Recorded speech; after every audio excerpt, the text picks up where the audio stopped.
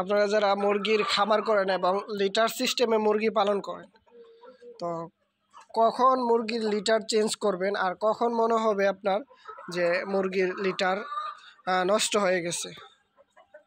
এই যে দেখেন, এই জায়গাটার মধ্যে লিটারটা অনেক শক্ত হয়ে গেছে এবং এটার যে পায়খানাটা করতেছে পায়খানার থেকে ভিজা ভিজা হয়ে যেতেছে।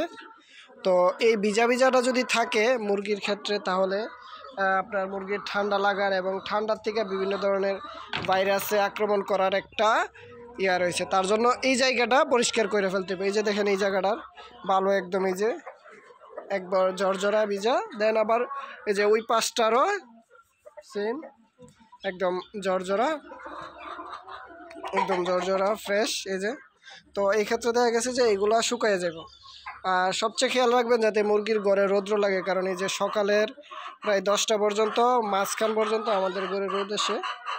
আর আমাদের ফার্মের সবচেয়ে সুন্দর একটা মোরগ, এই যে একদম ব্ল্যাক টাইগার, যার কারণে আলহামদুলিল্লাহ আমাদের অনেক কালো ব্রিডের অনেক মুরগি আসে।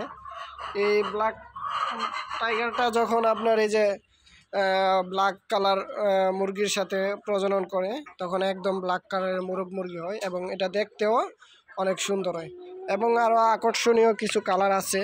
এই যে এটা আছে একটা ব্ল্যাকের মধ্যে অনেক একটা ক্রস ব্রিড, এইখানে আছে একটা সোনালি কালারের ভিতরে, এই যে এইখানে আছে একটা অস্থির একটা মোরগ।